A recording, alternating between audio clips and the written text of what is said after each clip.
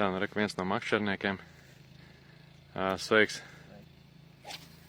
Kā tev šodien sokas, ko esi noķēris? Šodien noķēru vienu līdeku.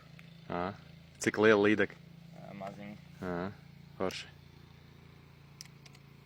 Šodien te ir 4 makšķernieki, reka 1, 2, 3 un 4. Kā tevi sauc?